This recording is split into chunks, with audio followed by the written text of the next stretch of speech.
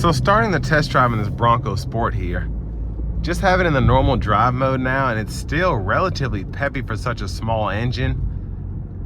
And I'm just impressed with how it's driving so far. For this kind of acceleration, even though you won't be getting this kind of gas mileage if you keep your foot in it, but I mean 25 miles per gallon city, 30 highway, EPA estimate. For something that's pretty capable, I can already tell just right off the jump. I'm very impressed by that. And this turbo tends to spool up quite a bit. With it being such a small displacement engine, that doesn't surprise me. But I actually really like the sound.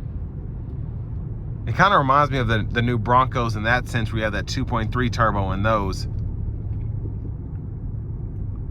But where this doesn't lack is in the space you get, specifically in the front seat, where it's such a tall vehicle. And it's just kind of, it's low to the ground, but it's tall, if that makes sense. There's so much headroom you get here, even for somebody who's 6'3" like myself. Probably another half a foot of headroom right above me, and I'm pretty comfortable in my seating position here. Just everything makes sense with how this was made. Very helpful to have the power driver's seat as well to get that perfect spot, so I'm not wasting any additional space.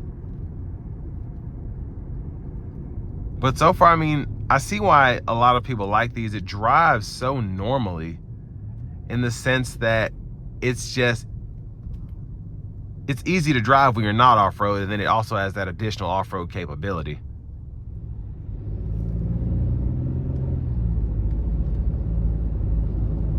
And again, for how peppy it is, I still haven't gotten it into sport mode yet. So for it to just be in the normal mode, it's pretty impressive how it gets up to speed.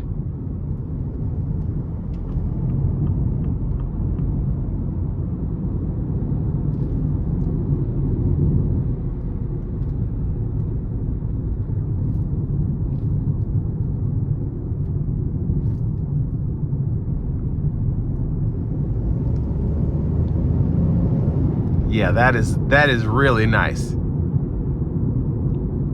And I'm just one of those people who's a sucker for the blow-off valves, and just the way that this thing accelerates, just hearing that whistle, man, it's fun. It really is. And I'm gonna put it in the sport mode, at least until we get on the interstate here. See how it really does.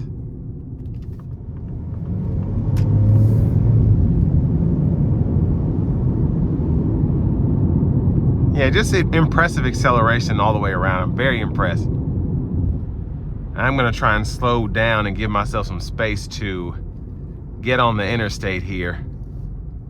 Here we go.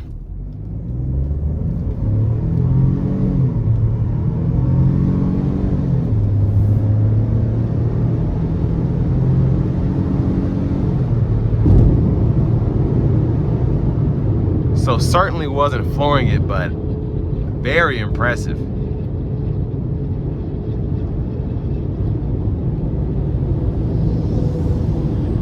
Now I want to give one more thanks to Ford of Franklin for allowing me to review this Bronco Sport today.